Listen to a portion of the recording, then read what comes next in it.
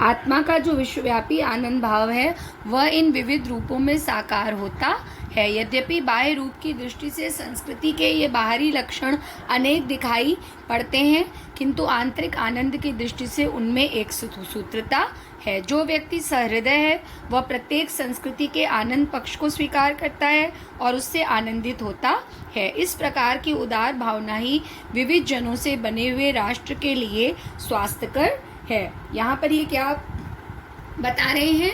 यहाँ पर ये बता रहे हैं कि राष्ट्र के स्वरूप को जब हम प्रत्यक्ष करने वाला जो सर्वप्रथम तत्व है पृथ्वी और जन, ठीक है, उस पर देखने के बाद हम क्या कर रहे हैं, जो तीसरा प्रधान तत्व है संस्कृति, उसको देख रहे हैं। तो यहाँ पर आप थोड़ा सा, अगर मान लीजिए ये पैराग्राफ आ जाता है तो आपको प्रसंग थोड़ा सा चेंज करना होगा कि, और इसमें आप प्रसंग क्या लिखेंगे कि यहाँ पर लेखक राष्ट्र के स्वरूप को प्रत्यक्ष करने वाले या राष्ट्र के स्वरूप का निर्माण करने वाले जो तीन तत्व हैं, पृथ्वी, जन, भूमि, जन और संस्कृति, तो पृथ्वी और जन पर अपने विचार प्रकट करने के बाद वो तीसरे प्रधान तत्व संस्कृति का परिचय दे रहे हैं। और इस अवतरण में वो क्या कर रहे हैं, संस्कृति के विभिन्न तत्वों के महत्व की समीक्षा कर रहे हैं। कि वो क्या कह रहे हैं कि जो कला है, देखिए कहाँ से पैराग्राफ शुरू हुआ है कि साहित्य, कला, नृत्य, गीत, आमोद प्रमोद अनेक रूपों में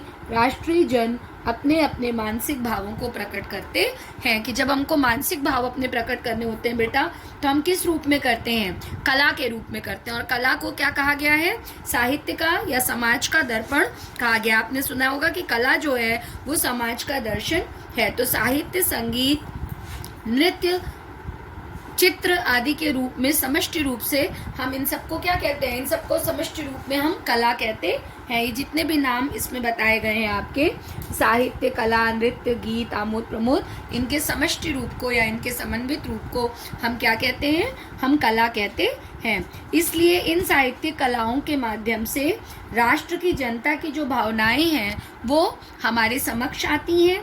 और आत्मा जो है वो संसार के विभिन्न रूपों में जिस प्रकार से आनंद को अनुभव करती है, वही चीज़ कलाओं के माध्यम से प्रकट होती है। तो ऊपरी देखिए क्या मतलब हुआ इसका, कि संसार में हमको जिस चीज़ से आनंद, आत्मा मतलब हमारी आत्मा, मनुष्य की आत्मा जिस रूप में आनंद अनुभव करती है, वही अपनी कला के रूप में वो रखती है। जैसे डांस हम कब करते हैं, हम कभी मुश्किल में होते हैं तो डांस नहीं करते हैं। डांस क्या है, नृत्य एक कला है।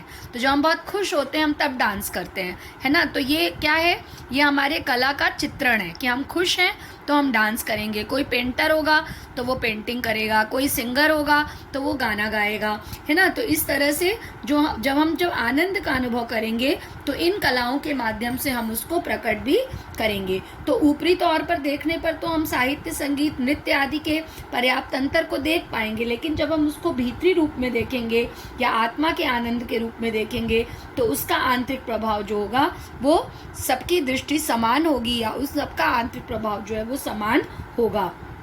क्यों होगा, क्योंकि सभी संस्कृतियों में जो आनंद का स्वरूप होगा वो किसी न किसी रूप में, ये देखिए जो लाइन है कि बाह्य रूप की दृष्टि से संस्कृति के बाहरी लक्षण अनेक दिखाई पड़ते हैं, लेकिन आंतरिक आनंद की दृष्टि में उनमें एक सूत्रता है। और जो व्यक्ति सहृदय है वो प्रत्येक व्यक्ति के आनंद पक्ष को स्वीकार करता है और उससे आनंदित होता है। इस प्रकार की उदार भावना ही विविध जनों से बने हुए राष्ट्र के लिए स्वास्थ्यकर है। तो यही मैं आपको यहाँ पर बता रही हूँ कि ऊपरी तौर पर हम देखेंगे तो अलग अलग हमको दिखाई देंगी ये सारी कलाएं, लेकिन जब आंतरिक भाव से देखेंगे तो ये सभी संस्कृतियों में जो आनंद का स्वरूप होगा वो किसी न किसी रूप में व्याप्त होगा। अंदर से हम सब एक होंगे, एक हैं एक्चुअल में। और जो सहृदय पुरुष है, जो सहृदय व्यक्ति, सहृदय मतलब जिसका दिल कोमल है, जो हर चीज में सुंदरता देखता है, वो प्रत्येक संस्कृति के इसी आनंद रूप को देने वाले तत्व को आत्मसात करेगा, उसको ग्रहण करेगा। ठीक है, क्यों करेगा, क्योंकि सभी संस्कृतियों में आनंद का स्वरूप किसी न किसी रूप से व्याप्त है। तो जो सहृदय पुरुष होगा या स्त्री होगी, मतलब जन से मतलब है यहाँ पर एक व्यक्ति होगा, वो आनंद की भावना को ग्रहण करने से क्या करेगा, इन सबको एक साथ वो करेगा, एक सूत्र में बांधेगा सारी चीज़ों को, और आनंदक आनंदात्मक स्वरूप को या आनंद देने वाले स्वरूप को भी आप सिंपल भाषा में कह सकते हैं, उसको स्वीकार करेगा।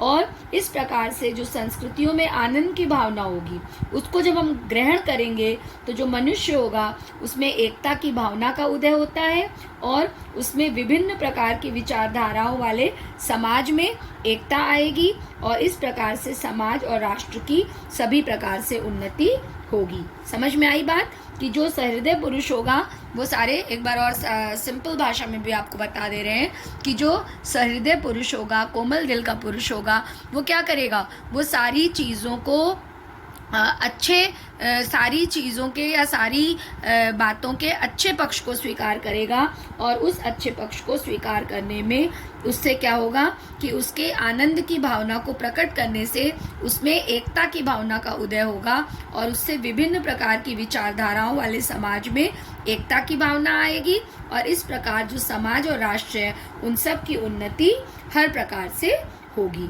ठीक है, तो इसमें क्या बताया गया है कि अनेकता में एकता होगी। तो यहाँ पर आप ये यहाँ पर इस पर्टिकुलर पैराग्राफ में इसमें और इसके जो पहले वाले ज्ञान और कर्म वाला पैराग्राफ है, इन दोनों या ये जंगल में ज्ञान और कर्म से लेकर के और जंगल में जिस प्रकार से वृक्ष, ये वाला पैराग्राफ और ये तीसरा पैराग्राफ, इसमें आप ये भी बता सकते हैं, जैसे मैंने आपको बताया था कि ये चैप्टर जो है बेटा ये कॉमन चैप्टर है किसी भी राष्ट्र की उन्नति के लिए। ठीक है, लेकिन इन तीनों पैराग्राफ्स में आप एक लाइन लिख सकते हैं कि जो अनेकता में एकता है वो किस संस्कृति का मूल तत्व है, हमारी भारतीय संस्कृति का मूल तत्व है और यहाँ पर संस्कृति के बाह्य रूप को और आंतरिक रूप का विवेचन किया गया है। ठीक है, तो आई होप सो कि आपको ये सारी चीज़ें समझ में आई होंगी। फिर इन्होंने यहाँ पर इस पैराग्राफ में बताया कि जो गांव और जंगल है उसमें जो स्वच्छंद जन्म ले रहे हैं लोकगीत या तारे या विभिन्न संस्कृतियाँ, इनमें विभिन्न भंडार भरे हुए हैं संस्कृतियों के और जो कि हमारी राष्ट्रीय